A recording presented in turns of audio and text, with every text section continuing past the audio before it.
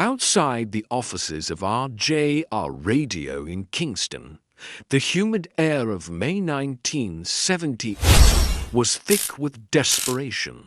For 72 hours, a girl who had never seen the Jamaican sun sat motionless on the scorching concrete. She had no tent, no cooler of ice, and no protection against the elements. Security guards had tried to move her, assuming she was just another overzealous fan.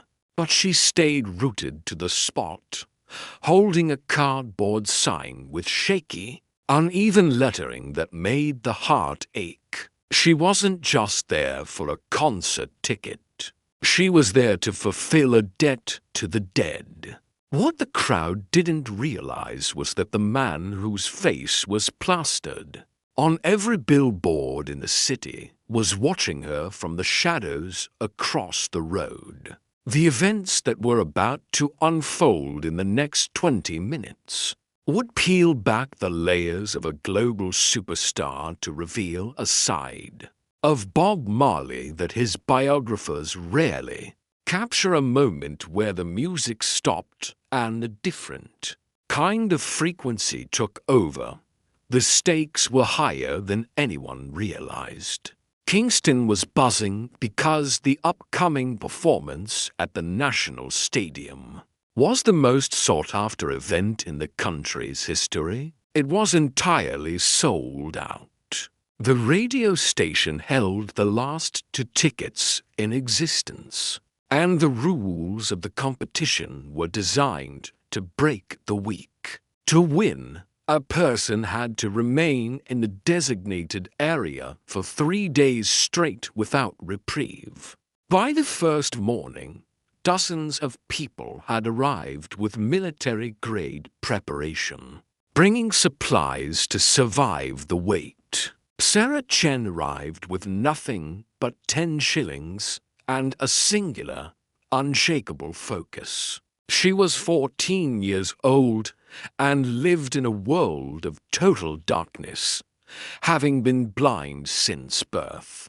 To the casual observer, her presence was a mystery. Why would someone who couldn't see a performance sacrifice her physical health to stand in a crowd of 30,000 people? Winston, a veteran security guard at the station, was the first to notice that Sarah wasn't like the other teenagers. She didn't participate in the loud singing or the frantic energy of the crowd. She simply sat against the wall, rationing her energy. When Winston approached her to ask about her supplies, the conversation shifted the air around them.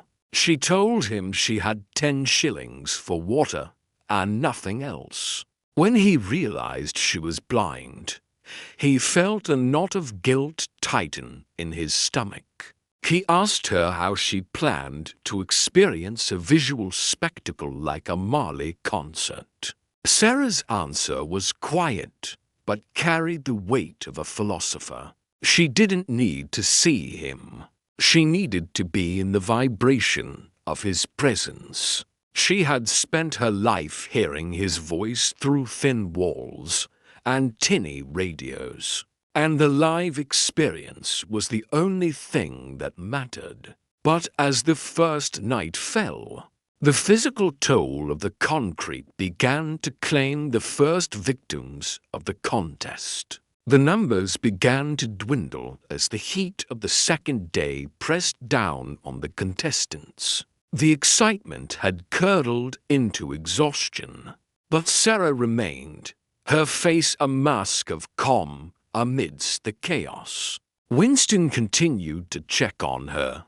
Bringing her water, he paid for himself, sensing that her presence there was tied to something much deeper than fandom. It was during the quiet hours of the second night that Sarah finally revealed the ghost that was sitting there with her. She spoke of her older sister, Grace, who had been the architect of her world.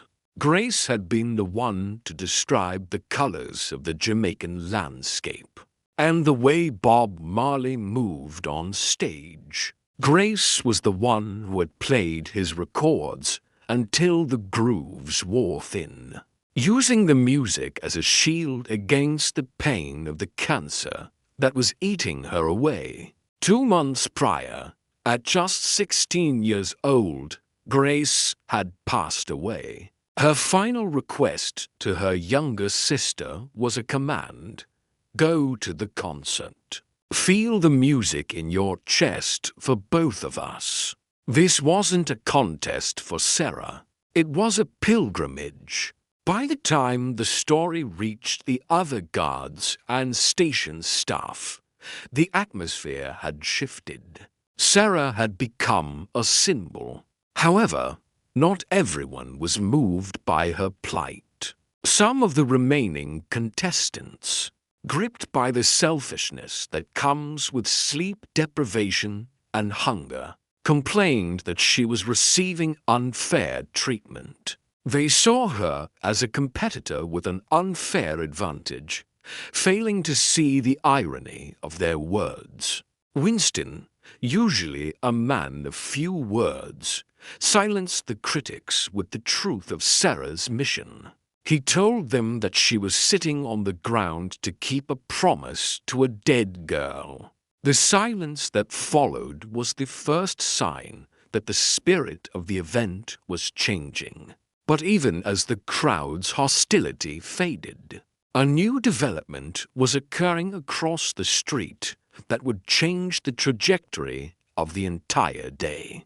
A dark car with heavy tint had been idling near the station for nearly an hour. No one paid it much mind until the door opened and a man in a simple knit cap and sunglasses stepped out. At first, he looked like any other resident of Kingston, but as he crossed the street, the gait was unmistakable. It was Bob Marley.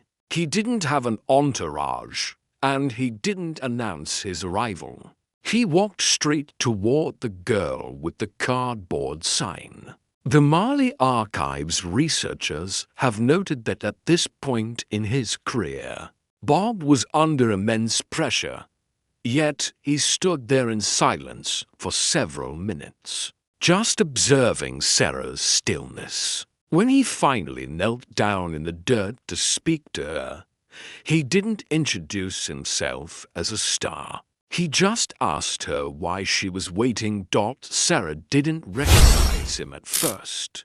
She told this kind stranger the same story she had told Winston about Grace, the cancer, the promise, and the need to hear the music live. She spoke about how her mother worked 2 jobs and how this contest was the only door left open to them. Bob sat there, hidden behind his glasses, and listened to the girl describe him using her sister's words. She told him that Grace said he moved like water and that his smile was like the sun. The man who had performed for heads of state and massive festivals was reduced to tears by the description of a girl he had never met. It was in this moment that the distance between the legend and the person vanished. He realized that Sarah wasn't just a fan. She was the living embodiment of the message he had been trying to spread his entire life. He didn't wait for the contest to end. He stood up and looked at Winston, asking if the girl had truly been there for the full 3 days. When the guard confirmed her dedication, Bob turned back to Sarah and told her the truth. The shock sent a physical jolt through her body. He told her that he was ending the contest right then and there. But then, he did something that confused the onlookers. He told her he wouldn't give her the tickets. For a second, the hope on Sarah's face turned to ash, until Bob explained his real plan. He wasn't going to put her in the stands with 30,000 people.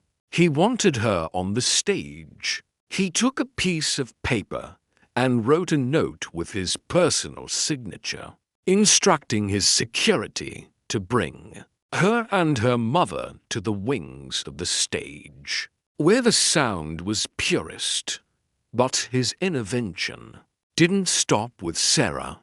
Looking at the remaining contestants who had endured the same 3 days of hardship, Bob made a gesture of radical generosity. He announced that everyone who had made it to the final day would receive free tickets to the show. The street erupted in a roar of disbelief and joy, but Bob's focus remained on the girl at his feet. He asked her about the second ticket, and she told him about her mother, Mary. She explained that since Grace's death, the music had stopped in their house. Her mother had stopped singing. Sarah hoped that the concert would be the spark that brought the song back to their lives. Bob didn't just hand her a note and leave. He personally drove her home, navigating the winding streets of Kingston to deliver her to her mother's door.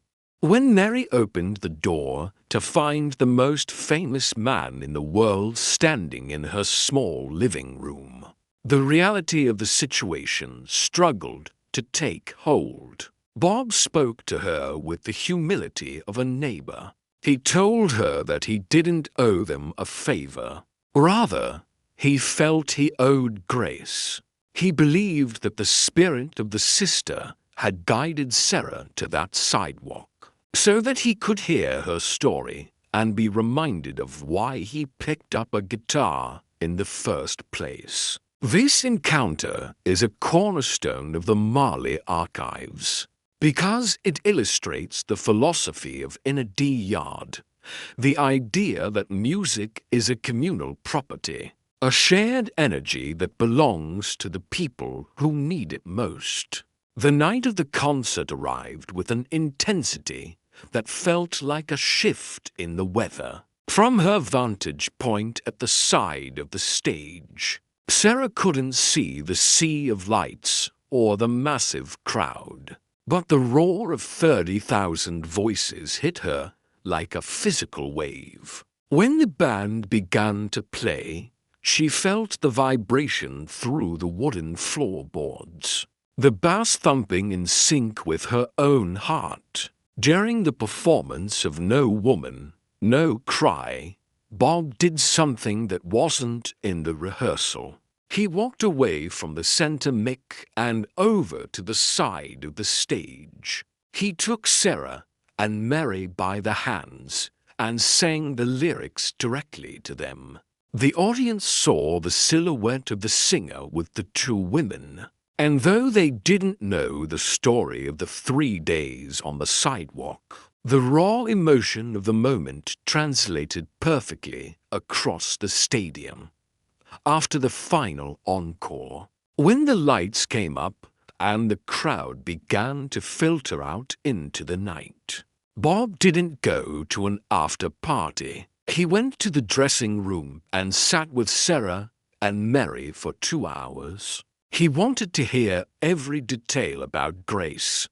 He wanted to know about her dreams, her favorite songs, and the way she described the world. He treated the memory of a 16-year-old girl with the reverence usually reserved for royalty. He told them he would write a song for her, a song about the kind of love that acts as a bridge between this world and the next. While no track was ever released with Grace's name in the title, his inner circle noticed a distinct change in his writing from that point on. The themes became more spiritual, more focused on the invisible threads that connect us all.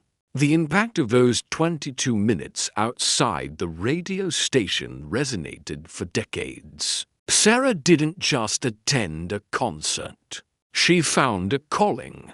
She eventually became a teacher, dedicating her life to helping blind children understand that the lack of sight isn't a lack of vision. She used music as her primary tool, telling every student the story of the man who knelt in the dirt to listen to a girl that the rest of the world had ignored. Her mother, Mary, found her voice again. The silence that had moved into their home after the funeral was finally broken by the songs they used to sing with grace. The tragedy hadn't disappeared, but it had been transformed into something that could be carried in his final years. As Bob faced his own battle with the same illness that had taken Grace, the cycle came full circle. Sarah, now a young woman, visited him. She brought a guitar and played his own songs back to him in the quiet of the hospital room.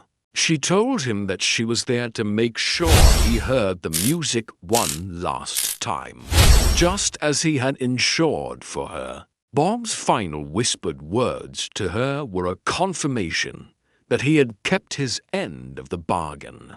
He had used his time to write things that mattered, and he had never forgotten the face of the girl on the sidewalk.